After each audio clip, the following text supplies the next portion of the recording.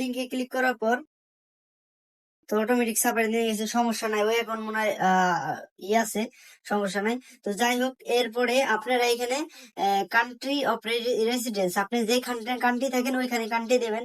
তো আমি যেহেতু বাংলাদেশি, তো আমি বাংলাদেশ দিব। এরপর কারেন্সি দিবেন ইউএসডি। এখানে অনেকে বলেন যে কোনটা দেবো ভাই, ইউএসডি দিলেই হবে, অন্য কোনো কিছু দিতে হবে না। পরে আমি এখানে ইমেল অ্যাড্রেসটা দিয়ে দেই। ইমেল অ্যাড্রেসটা হলো email.com। ওকে, তো আমি এখানে দিয়ে দিলাম। এরপর আমি পাসওয়ার্ড দিয়ে দিই। তো পাসওয়ার্ড আমি দিয়ে দিতেছি, ঠিক আছে। তো পাসওয়ার্ড 1 মিনিট ওয়েট করি।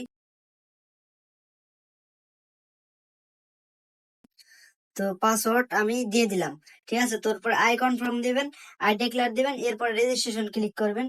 এরপরে দেখবেন আপনার অ্যাকাউন্টটা কিন্তু লগ ইন রেজিস্ট্রেশন হয়ে যাব। তো রেজিস্ট্রেশন হয়ে গেলে তো এখন দেখেন আমার ইমেলে কিন্তু একটা মেসেজ চলে আসছে অলরেডি।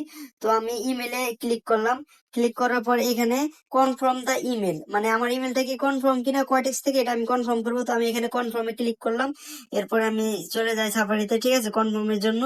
তো আমি কনফার্মে ক্লিক করার পরে এরপর আমার অ্যাকাউন্টটা এখন লগ ইন করতে হবে। তো ক্রোমে গেলাম, ক্রোমে যাওয়ার পর আমাদের যে অ্যাকাউন্ট আছে ওইটা আমরা শুধু লগ ইন করে দেবো। লগ ইন করলে আমাদের অ্যাকাউন্টটা কিন্তু ভেরিফাই হয়ে যাবে। 1 মিনিট ওয়েট করি, আমি সম্পূর্ণ প্রসেস দেখাই দিব, আপনারা সম্পূর্ণ ভিডিওটা দেখেন। gmail.com, তো এটা দিয়ে দিলাম। এরপরে আমি পাসওয়ার্ডটা দিয়ে দেই। তো এরপরে আমি পাসওয়ার্ডটা দিয়ে দিলাম। ক্লিক করার পরে কিন্তু আমার অ্যাকাউন্টটা কিন্তু লগ ইন হয়ে গেল এখানে।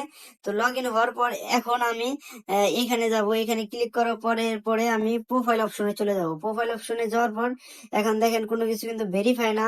তো আমি এখন ভেরিফাই করব। প্রথমে আমার নামটা দিয়ে দিই। এখানে নাম আপনার যেটা থাকবে ওটা দিবেন।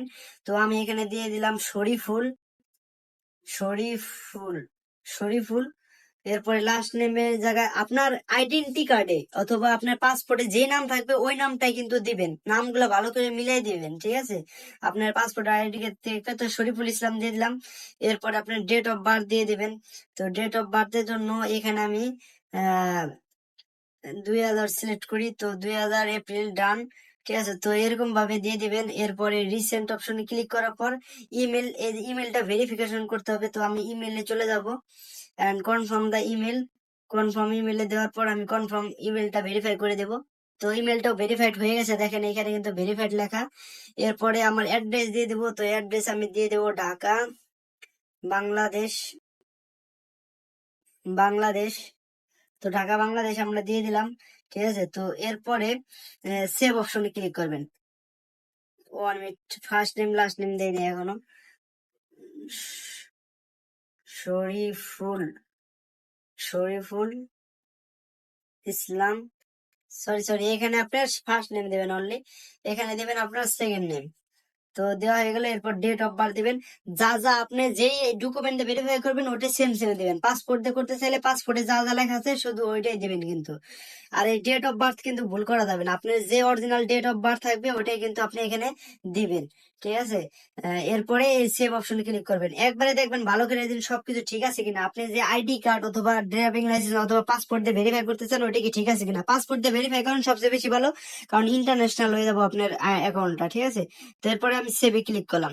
সেভে ক্লিক করার পর এখন যেই ডকুমেন্টে সেম সেম এখানে দিয়েছেন না, ওই ডকুমেন্টটা এখানে আপলোড ডকুমেন্টে ক্লিক করে ওই ডকুমেন্টটা দিবেন। এখানে 1 থেকে 2 মিনিটের ভিতরে অ্যাকাউন্টটা ভেরিফাই হয়ে যাবে। এখানে আপনার লেখছে কি যে লেটস ভেরিফাইড। তো এখানে আপনি কি আমেরিকার আছেন নাকি অন্য দেশে, তো আধার ক্লিক করবেন।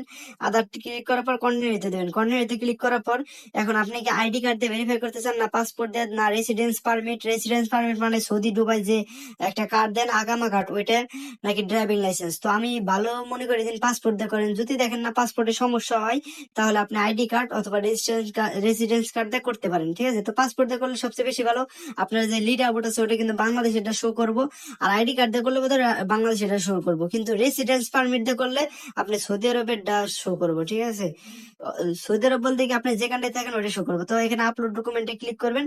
তো এখানে আপনি আপলোড দিয়ে দিবেন। তো আপনার অ্যাকাউন্টটা কিন্তু ভেরিফাই হয়ে যাবে। আমি কিন্তু এটা ভেরিফাই করবো না, এই কারণে আপনার দেখালাম না।